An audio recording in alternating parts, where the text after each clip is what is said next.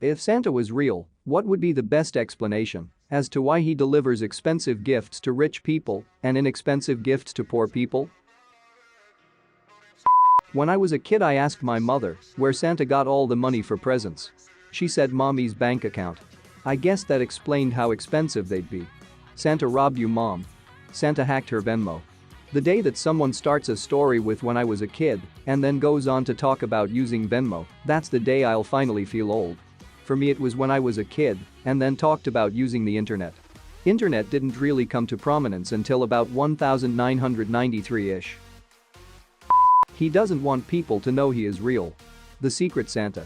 Keep him secret, keep him safe. He's quite cool. Our unexpected letter.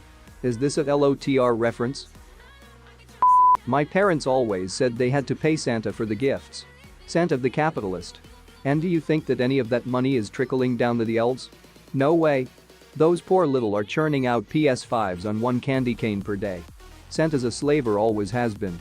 Points gun. Santa Free versus Santa Plus membership. Where do I sign up? Santamazon. Ho ho hone life fans. Hey Slay Madison? No. In his Christmas letters, our son used to request bigger gifts from Santa and smaller ones from us, as a courtesy. Yeah, mine was all ready to ask Santa for the smaller gift, but then changed his mind and asked Santa for the expensive gift. He excitedly told me that Santa gifts are free, so that saved me money. Start him early and introduce him to our personal finance. Then our Wall Street bits followed by our bankruptcy. This is the way. I swear half of the fun of our Wall Street bits is living vicariously through their stupid. Cookie quality. I like this one, bribing Santa. Here is some charcoal for next year because those cookies were raw. I didn't know Santa was emo. On what planet is cookie dough a bad thing? XD, Santa Claus 2020. He doesn't want parents to feel too inadequate, so he delivers gifts that are similar to what the parent could afford. Best possible answer. Hands down. Did you not see the one about how the parents have to pay Santa for the supplies? This one is better than the one about paying Santa, as this is a way of telling that doesn't change the Santa story. It's patronizing and so not only are you lying, but you're making the parents look bad. Maybe he just likes this one better? I definitely like this one more. Bold of you to say Santa isn't real. I mean, historically he's real. When I was maybe 7, I asked my dad if Santa was real. He responded well he wasn't for a minute or so. I actually thought that my dad killed Santa. Hi, Tim Allen's son. Oh it? Zachary Ty Bryan isn't exactly an angel. It's like the American education system. It's all based on your Santa taxes. The more Santa tax you or your parents pay, the better product you receive. Yet, he gets a cut of property taxes. Now I'm laughing and crying.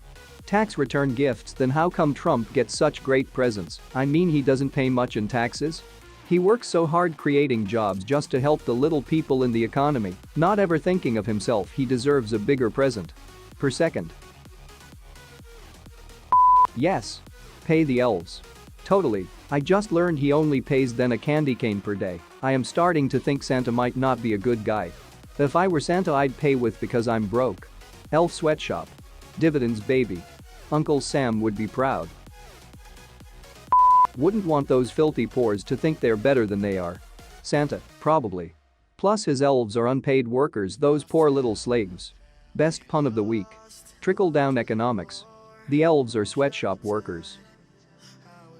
For me, it was when I was a kid and then talked about using the internet. Internet didn't really come to prominence until about 1993-ish. Windows 95 really started the upward trend of the internet being well adopted.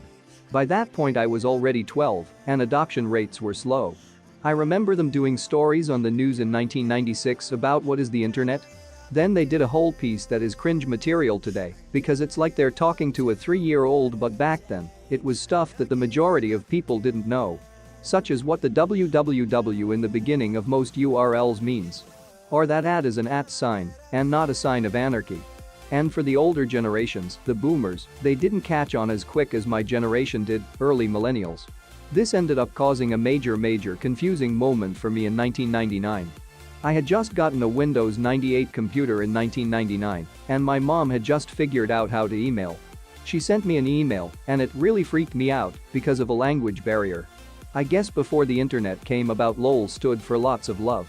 Well, that information was lost on me and the online usage of LOL was lost on my mom. The end result was that she had emailed me about my grandfather, her father, and said sadly, "Papa didn't make it and passed away last night." LOL.